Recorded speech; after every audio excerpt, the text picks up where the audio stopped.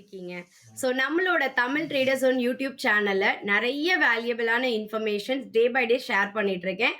அந்த வகையில நெறைய பேர் என்கிட்ட கேட்ட ஒரு முக்கியமான பங்கு. ஒரு ரூ. 10க்கும் குறைவான விலையில ட்ரேட் ஆயிட்டு இருக்கிற இந்த பங்க பத்தி நெறைய டீட்டெயில் கேட்டிருந்தீங்க. நான் இந்த ஸ்டாக்க பத்தி ஷார்ட்ஸ்ல, இன்ஸ்டாலலாம் ஷேர் பண்ணேன். பட் டீட்டெயில்டா ஒரு வியூ குடுக்கணும் அப்படிங்கிறதுக்காக தான் இந்த எக்ஸ்பிளைன்டு வீடியோ.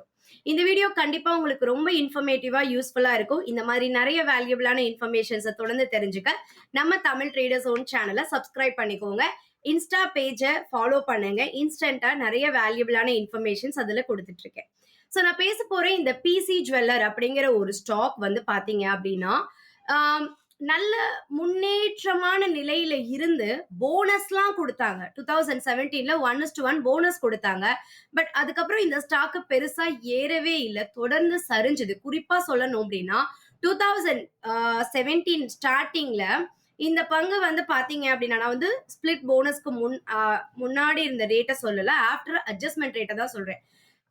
கிட்டத்தட்ட ரூ. 60 ரேஞ்சில் இருந்த ஸ்டாக்கு தொடர்ந்து சரிந்து வெறும் 78 பைசா ரேஞ்சில் வந்து அதுக்கப்புறமா தான் முன்னேறிட்டு இருக்கு. ஏன் இந்த ஒரு வருஷத்துல இந்த ஸ்டாக்கு டபுள் டிஜிட்ல இருந்து சிங்கிள் டிஜிட் வரைக்கும் சரிஞ்சது அப்படின்னா, முதல்ல வந்து இந்த ஸ்டாக்ல வந்து ஒரு 424 crore பைபேக் கேன்சல் ஆச்சு. இவங்களுக்கு கடன் அதிகமா இருந்தது. ஓகே, கடன் அதிகமா இருந்தது. பட் பிசினஸ் அப்படிங்கிறது ரொம்ப கம்மியானது. இந்த காரணங்கள் எல்லாமே இந்த பங்கை பெருசா ஃபேவர் பண்ணாம தொடர்ந்து இந்த பங்கு விலையை சரிய வச்சது. இதெல்லாம் தான் இம்பார்ட்டன்டான ரீசன் இந்த பங்கு சரிந்ததற்கு. அதை தாண்டி சில சின்ன சின்ன காரணங்கள் சொல்லலாம். ப்ரமோட்டரோட ஹெவி ஷேர் டிரான்ஸ்பர் இன்வெஸ்டர்ஸை பயம் கொடுத்துச்சு. ஓகே ப்ரமோட்டரே தன்னோட ஹோல்டிங்ஸை செல் பண்றாங்க, சம் வாட் இஷ்யூ அப்படிங்கிற மாதிரி ஒரு பேனிக் சுச்சுவேஷன்ல செல்லிங் நடந்தது. வக்ராங்கி கனெக்ஷன் கொஞ்சம் இந்த ஸ்டாக்கை லைட்டா வந்து ஜிக் பண்ணுச்சு. அதே மாதிரி நிரவ் மோடி இஷ்யூ கொஞ்சம் இந்த பங்கை பாதிக்குமோ அப்படிங்கிற ஒரு பேனிக் இருந்தது. இதெல்லாம் தாண்டி ஃபைனலி இந்த ஸ்டாக் சரிந்ததற்கு 2 முக்கியமான காரணங்கள். இவங்களுக்கு இருந்த ஹெவி டெப்ட். நான் இதை அடிக்கடி சொல்லியிருக்கேன், ஒரு பங்கு வாங்க போறீங்க அப்படின்னா கடன் எவ்வளவு இருக்குன்னு பாருங்க அப்படின்னு. இந்த ஸ்டாக் கிட்டத்தட்ட 4150 கோடி கிட்டலாம் கடன் இருந்திருக்கு.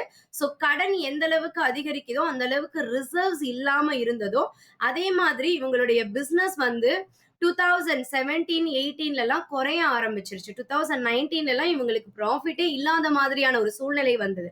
அதுக்கப்புறம் 2022-23-24 கூட இவங்களுடைய லாஸ் தொடர்ந்து அதிகரிச்சு 391 கோடி லாஸ்ல இருந்து 629 கோடி லாஸுக்கு போனாங்க. பட் அதுக்கப்புறமா இவங்க நகை விலைகள் அதிகரிக்கும் போது ஆட்டோமேட்டிக்கா பிசினஸ் ஸ்ட்ரக்சரை கொஞ்சம் கொஞ்சமா மாத்தி பிசினஸை இம்ப்ரூவ் பண்ணி இந்த வருடம் 3353 கோடி சேல்ஸ் பண்ணி அதுல 714 கோடி லாபம் அப்படின்னு தெளிவா ப்ராஃபிட் காமிச்சிருக்காங்க.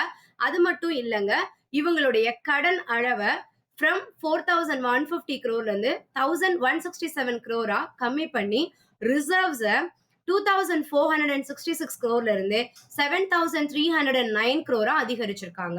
ஸோ கடனை தொடர்ந்து நல்லா குறைச்சு ரிசர்வ்ஸை அதிகரிச்சு நாங்க கூடிய விரைவில் எங்களுடைய டெப்ட் ப்ரெஷரை கம்மி பண்ணுவோம் அப்படிங்கிற இந்த சில செய்திகள் எல்லாமே சேர்ந்துதான் இந்த ஸ்டாக்கை ரூபாய்க்கும் கம்மி விலையில இருந்து தொடர்ந்து முன்னேற வச்சிருக்கு.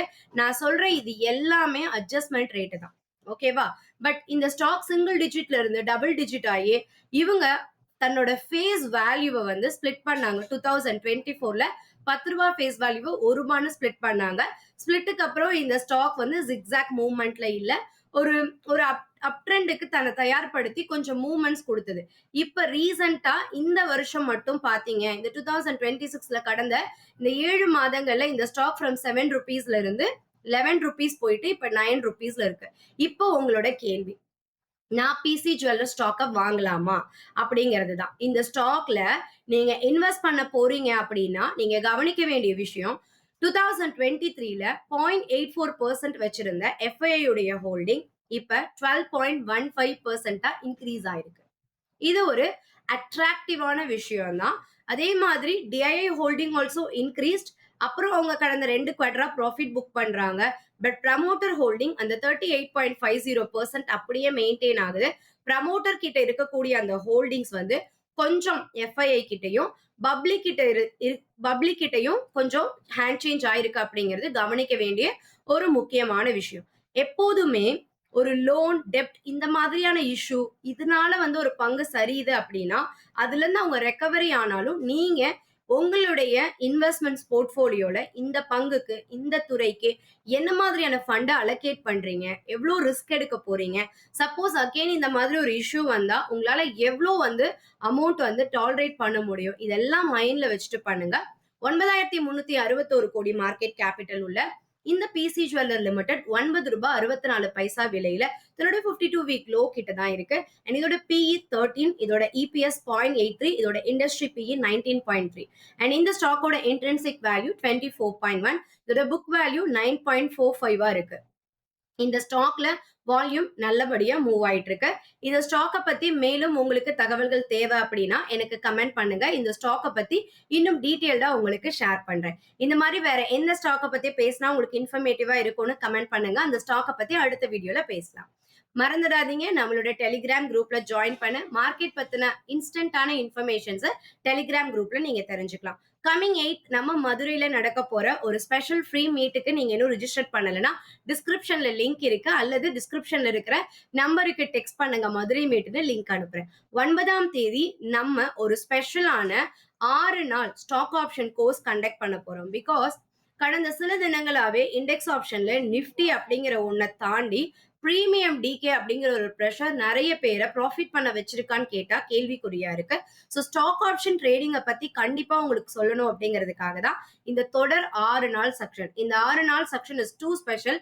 பிகாஸ் உங்களுக்கு தியரிட்டிக்கலா நான் சண்டே உங்களுக்கு சொல்லி கொடுத்துட்டு மண்டே மார்னிங் லைவ் மார்க்கெட்ல ஸ்டாக் ஆப்ஷன்ல நாம ஒரு ஸ்டாக்க ஆப்ஷன் ட்ரேடிங்க்கு எப்படி தேர்ந்தெடுக்கணும், பிரீமியம் எப்படி செலக்ட் பண்ணணும், அதுல இருக்கக்கூடிய ரிஸ்க் ரிவார்டு என்னன்னு கம்ப்ளீட் ரிஸ்க் மேனேஜ்மெண்டோட 6 நாட்கள் தொடர்ந்து லைவ் மார்க்கெட்ல எக்ஸ்பிளைன் பண்ண போறேன். ஸோ நிச்சயமா உங்களுக்கு இந்த மீட் ஒரு வேல்யூபிளான மீட்டா இருக்கும்னு நம்புறேன். அப்புறம் நம்மளோட ஆல்கோ ட்ரேடு ரொம்ப நல்லாவே போயிட்டு இருக்கு. ஆல்கோ ட்ரேட் ஆக்டிவேட் பண்ணணும்னு நினைக்கிறவங்க, ஸ்டாக் ஆப்ஷன் கோர்ஸ் தேவை அப்படிங்கிறவங்க எல்லாமே உங்களோட டாபிக் இப்போ ஆல்கோ தேவைன்னா ஆல்கோ அப்படின்னு இந்த நம்பருக்கு நீங்க டெக்ஸ்ட் பண்ணுங்க. டிஸ்கிரிப்ஷன்ல என்னோட கான்டாக்ட் நம்பர் இருக்கு. Thank you so much. Have a fantastic day to every one.